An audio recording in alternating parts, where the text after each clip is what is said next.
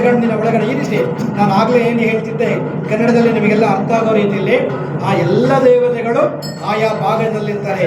ಈಗ ಯಾವ ರೀತಿ ಅಂದ್ರೆ ನೋಡಿ, ಇಲ್ಲಿ ಇಷ್ಟೆಲ್ಲ ಲೈಟ್ಗಳಿದೆ, ಇದಕ್ಕೆಲ್ಲ ವೈರಿಂಗ್ ಒಂದೇ ಜಾಗದಲ್ಲಿ ಹೋಗಿರುತ್ತೆ, ಅದಕ್ಕೆ ಮೇನ್ ಸ್ವಿಚ್ ಒಂದೇ ಜಾಗದಲ್ಲಿ ಇರುತ್ತೆ.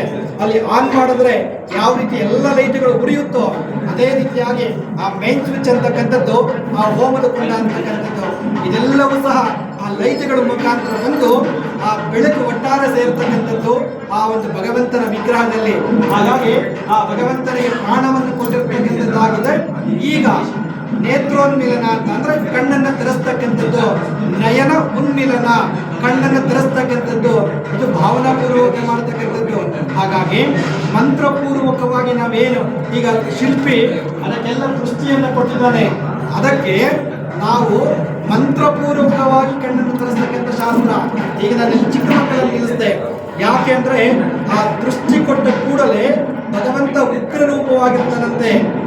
ಉಗ್ರ ರೂಪವಾಗಿದ್ದಾಗ ಮಕ್ಕಳನ್ನು ಯಾಕೆ ನಾವು ನಿಲ್ಲಿಸ್ತೀವಿ ಅಂದ್ರೆ, ಸಾಮಾನ್ಯವಾಗಿ ನಮ್ಮ ಮನೆಯಲ್ಲಿ ದೊಡ್ಡವರಿಗೆ ಯಾರಿಗಾದ್ರೂ ಕೋಪ ಅಂತ ಬಂದಾಗ ಆ ಚಿಕ್ಕ ಮಕ್ಕಳನ್ನು ನೋಡಿದ ಕೂಡಲೇ ಯಾವ ರೀತಿ ಆ ಕೋಪ ತಣ್ಣಗಾಗ್ಬಿಡುತ್ತೋ ಅದೇ ರೀತಿ ಆಗ್ಲಿ ಅಂತೇಳಿ ಆ ಒಂದು ಮಕ್ಕಳನ್ನ ಅಲ್ಲಿ ನಿಲ್ಲಿಸ್ತಕ್ಕಂಥದ್ದು ಆ ಶಾಸ್ತ್ರ.